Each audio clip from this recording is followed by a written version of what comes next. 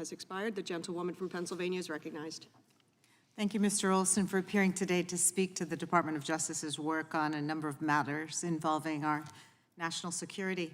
As you indicated in your testimony, domestic violent extremists are one of the most significant and a growing threat that America and the Department of Justice must grapple with, as these individuals often radicalize online and are motivated by a mix of ideologies and grievances. In recent years, domestic terrorists have directed hate-fueled threats and deadly attacks at institutions including predominantly black churches, Sikh temples, and synagogues. Racially motivated extremists have gunned down shoppers at stores in El Paso and Buffalo, and we've seen a rise in political violence directed against elected officials and other public servants, including election workers and school officials. Domestic disinformation and domestic extremism often go hand in hand, and we've seen the perverse conspiracy theories and disinformation that motivate far-right extremists being spread precisely to sow hate within our communities, and that they can spiral into acts of violence. They also work to undermine our foundational institutions, including our elections. Conspiracy theories and hate-filled ideologies have migrated from the fringes of American society into public discourse and political propaganda through the efforts of both foreign adversaries and domestic political opportunists. The plain truth is that words matter, and while the First Amendment gives broad protection to free speech, elected officials and other leaders abuse the public trust and their responsibility to their constituents when they embrace and amplify disinformation, whether that disinformation concerns lies about election results, anti-government conspiracy theories, or thinly veiled attacks on religious minorities or other marginalized groups. So can you discuss a little bit how disinformation on social media is used in extremist recruitment?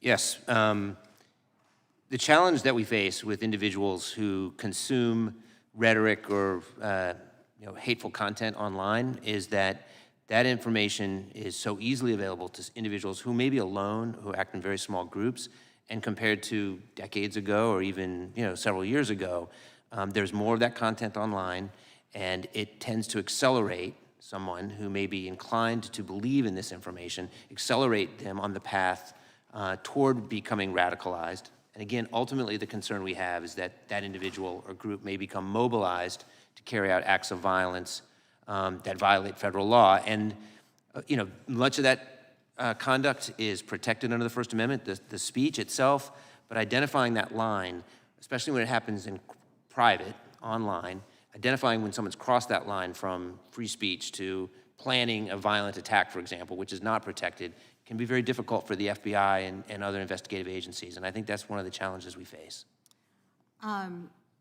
So I guess that is my question. What can Congress do other than individual members taking care not to repeat or amplify disinformation to support the Department of Justice's efforts to disrupt radicalization? Well, look, I think hearings like today that focus on this issue are helpful. I think we've asked for and obtained resources from Congress, particularly around the January 6th attack. The U.S. Attorney's Office in Washington, D.C., which has done an admirable job in leading that effort, has been able to increase its ranks to go after, based on funding from Congress. And I think as well, the work of the Select Committee has done an exceptional job shining a light on the events of January 6th and the days leading up to that day, so that the American people have a better understanding of what was at stake in an effort to prevent the peaceful transfer of power, which is a pillar of our democracy. Thank you. You've been quite clear that politics doesn't play a role in the Department of Justice's decisions to investigate or charge criminal conduct. Is it fair to say that a person's parental status also doesn't play a role in DOJ's decisions to investigate or charge potential criminal conduct, such as threats of violence directed against school officials or their families? Of course. Okay. I have no further questions. I yield back. Thank you. The gentlewoman